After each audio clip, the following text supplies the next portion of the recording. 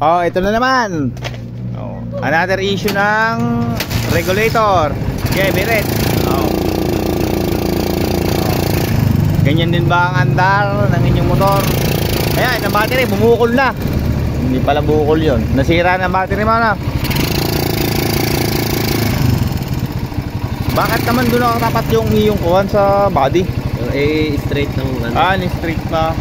Nagiinit. Ayan, dalawang regulator ang pinagpapalit-palit. Oh, nagiinit niya. Sige, patay na. Papalitan natin, lalagyan natin yun ng turbocharge. Ito ah. Ayan, saglit. Patayin ko muna ng video. Or ko wala ng gamit. Ayan, bilisan lang ito ha. At hindi na ako pwedeng magpaliwanag ng marami at may lakad dito. Bilisan lang. Ay, iaayos ang ground dito ha. Kayo din nyo para mag-ground itong plate na to. Saka ito pala, sisingit ko na rin kasi mayroong isang kumontak sa akin, nagkabit daw nito na lagi daw naputok ang fuse sa may battery. Itong isang wire na to, ito positive ha, huwag nyo ilalapat sa body. Ito, isang linyang to. Kakabit siya ng puti.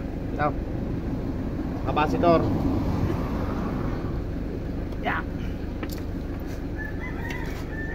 Oh, ang wiring nito ito ay dilaw dalawa. Yan, magkarugtong lang yan.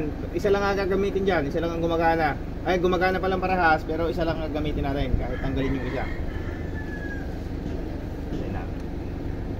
Dilaw sa dilaw ha, sa color coding nito. Tapos itim sa kapwa itim.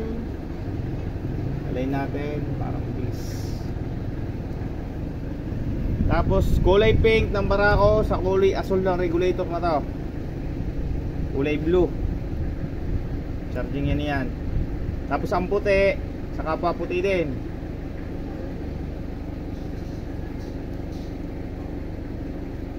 Lagyan ko na lang kaya ito ng tape para bilisan eh. Hindi ko na mapapalitan ng sakit na bago.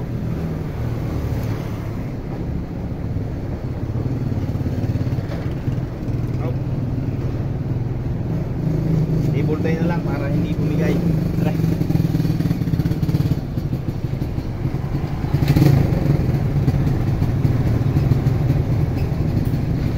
May dumating pang isa pang customer, nakapara ako din.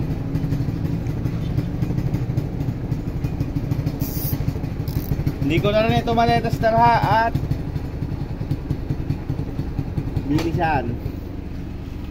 Ano naman, dami ng regulator na dala-dala. Walang... Okay, buhay! Eh, dyan daw ay makikipaglibing pa. Oh, bilit! Oh. Okay na, solve the problema mo. Umayos lahat. Oo. Oh, sige. Baka hindi umabot sa iyong kuhan. Lakad.